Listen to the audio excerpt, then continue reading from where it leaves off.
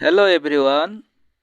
Our English tuition channel रे आजिर topic how to make passive of an imperative sentence.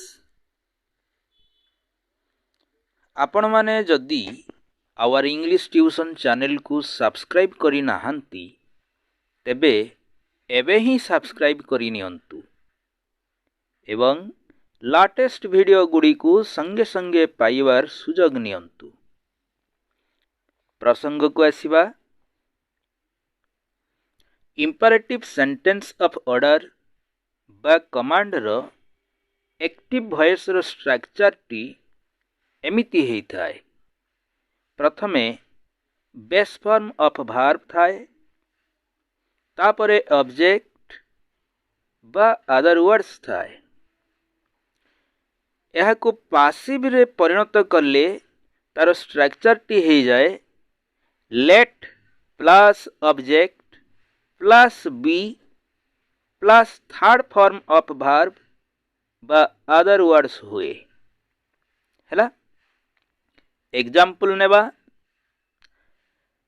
Suppose active voice टी answer the question quickly. कौन कहली answer the question quickly. एथिरे answer base form of verb, the question object, quickly other words अछि।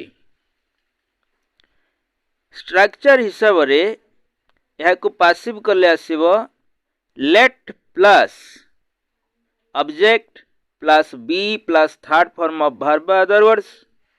तेणु पासिवटा हो जिवो let the question be answered quickly. सेमिति आउ गोटे एग्जांपल नबा एक्टिव वॉइस टी हो open the door. Open base form of verb, the door object. एको पासिव करले हबो let the door be opened. आउ गोटे एग्जांपल नेबा write your name on the paper. इतरे write base form of verb, your name object, on the paper other words अछि। तेणु कहिबा let your name be written on the paper। एमिति भावरे imperative sentence of order बा command को passive रे परिणत करिबा सिखिले। केवल स्ट्रक्चर मने रखिले निर्भुल भावरे उत्तर देई हबो। रहुची बाय बाय।